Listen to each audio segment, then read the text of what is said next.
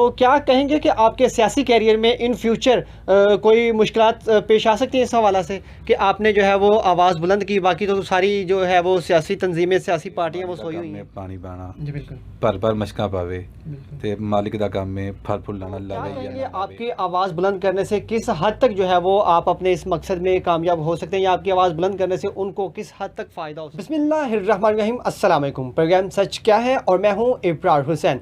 नाज़रीन, आज हम मौजूद हैं पासवान डेमोक्रेटिक मूवमेंट पीडीएम पाकिस्तान के सेक्रेटरीट में, और मेरे साथ मौजूद हैं मरकज़ी चेयरमैन पासवान डेमोक्रेटिक पीडीएम पाकिस्तान के मियां मोहम्मद ज़ीशान साहब। आज हम इनसे बात करेंगे। जैसा कि आपको पता है कि पिछले कुछ दिनों से सोशल मीडिया पे आप देख रहे हैं कि मियां साहब के जो है वो बयानात गिलगित बल्तिस्तान के हवाले से काफ़ी ज़्यादा जो है वो वायरल कर रहे हैं। तो हमने सोचा कि स्पेशली इसी हवाले से आज इन मियां साहब के साथ जो है ना वो बातचीत की जाए गिलगित बल्तिस्तान के हवाले से।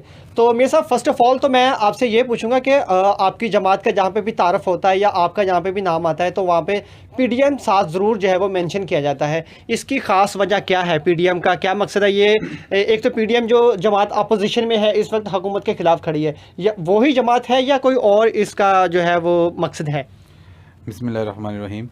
पहले तो जी आपका मैं शुक्रिया अदा करूँगा कि आप सेक्रेटरी में तशरीफ़ लाए और हमें गुफ्तगू करने का मौका दिया।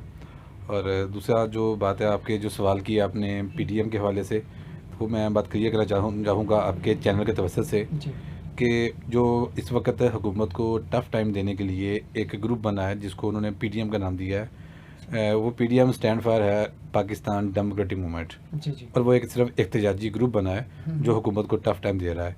मगर हमारी जो पार्टी का नाम है वो है पासवान डेमोक्रेटिक मूवमेंट, जिसका एब्रीविएशन बनता है पीडीएम। तो ये एक पॉलिटिकल पार्टी है और वो एक जस्ट एहतजाजी ग्रुप है। तो एक तो ये फ़र्क है इसके अंदर। और उनकी जदोजहद जस्ट अपने माल बचाने के लिए है। ठीक है, कोई अबू बचाओ तहरीक चला रहा है, कोई माल बचाओ तहरीक चला रहा है, तो कोई किसी को कोई अपने अंदर की तहरीकें चला रहा है। मगर जो पासवान डेमोक्रेटिक मूवमेंट की जो तहरीक है, ये जुल्म, जबर और करप्शन और करप्ट माफिया के ख़िलाफ़ है। और हर उस मज़लूम के हक़ में हमने आवाज़ उठाई है जो आज तक किसी भी पॉलिटिकल पार्टी को ये हिम्मत अता नहीं हुई, या कहा जाए कि अल्लाह पाक की तरफ से उनको ये मौका नहीं मिला कि वो किसी मज़लूम के लिए आवाज़ उठाएं। तो हमने ये जो पार्टी स्टार्ट की है और जिसकी जदोजहद चल रही है, तो ये इसी बेस पे की है कि हमने मज़लूम के हक़ के लिए लड़ना है और खड़े होना है।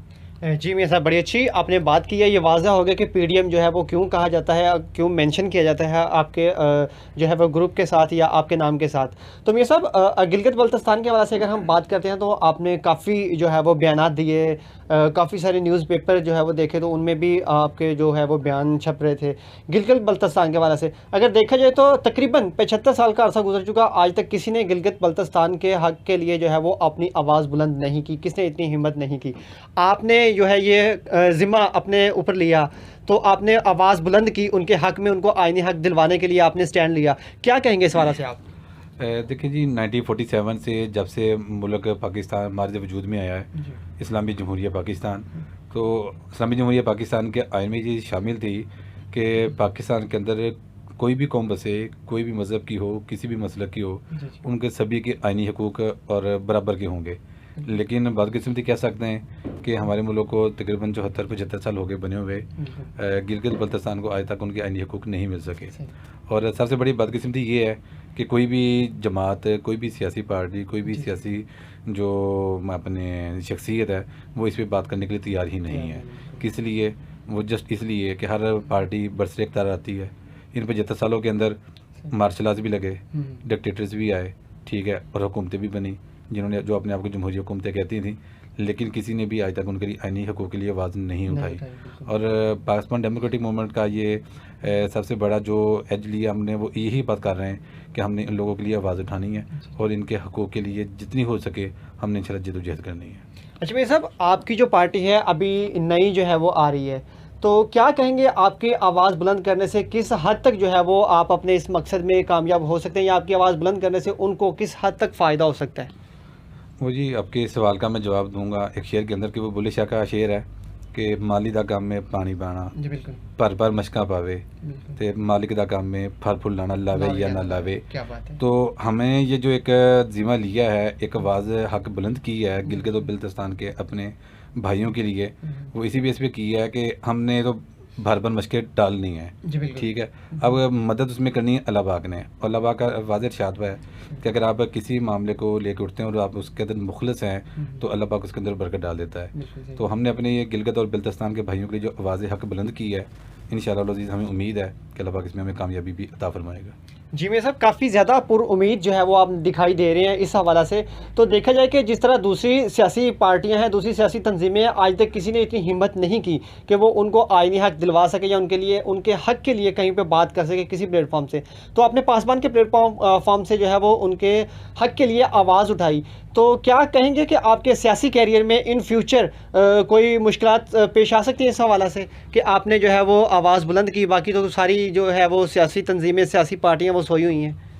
आपकी इस बात का भी मैं जवाब एक शेर में ही दूंगा कि शायर कहता है कि मसलत ना सिखा जबरे नारवा से मुझे, मसलत ना सिखा जबरे नारवा से मुझे, मैं सर बकफ हूँ लड़ा दे किसी बला से मुझे।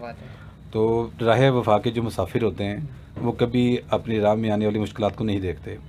उन्होंने एक राह चूज़ की होती है कि हमने इस वफा की राह पे चलना है, और अल्हम्दुलिल्लाह मैं और मेरे तमाम पासबान इस राह पे चलने के लिए तैयार हैं और चल रहे हैं। अब इस राह में जो मुश्किलात आएंगी उसको फेस करेंगे, क्योंकि हज़रत अली रज़ी अल्लाह का कौल है कि मुश्किलात भी उन्हीं लोगों के हक़ में राह में आती हैं जो हक़ के मुसाफिर होते हैं। तो हम हक़ पे चल रहे हैं, हमें मुश्किलात आएंगी तो जिसने मुश्किलात डालनी है वो हल भी उनको वही करेगा इंशाअल्लाह अज़ीज़। अच्छा मेरे साहब, आपके बयानात में मुनव्वर मसूद हीरा जो है वो टूरिस्ट है, उसके हवाले से भी जो है वो आपने बयान दिया था, क्या कहेंगे इस हवाले से आप?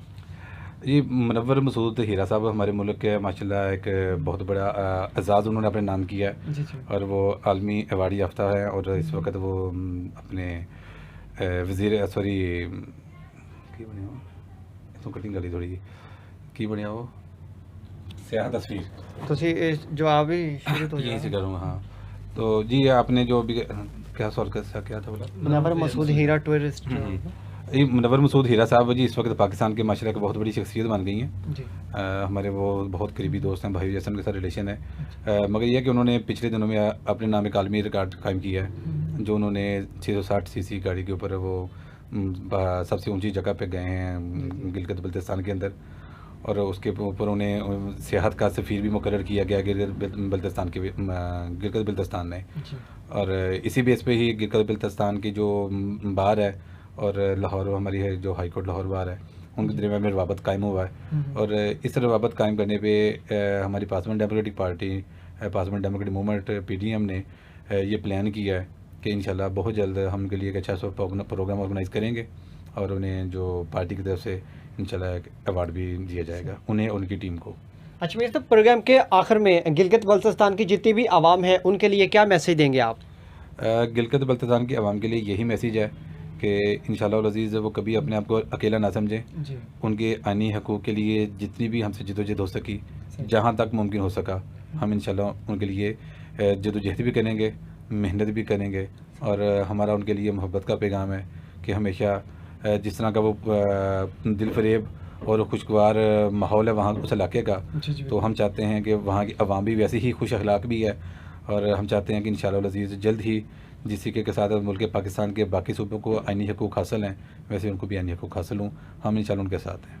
जी मियाँ साहब, इस वक्त काफ़ी ज़्यादा जो है वो एक्साइटेड दिखाई दे रहे हैं। वो कह रहे हैं कि हर प्लेटफॉर्म पे जो है वो हम गिलगित बल्तिस्तान की आवाम के लिए जो है वो उनके आईनी हक दिलवाने के लिए अपनी आवाज़ बुलंद करेंगे। हमारे प्रोग्राम का वक्त ख़त्म हुआ चाहता है। इसी के साथ अपने होस्ट इब्राहिम हुसैन को दीजिए इजाज़त। अपना बहुत ख्याल रखिएगा और उनका भी ख्याल रखिएगा जिनका ख्याल रखने वाला कोई नहीं। Thank you so much.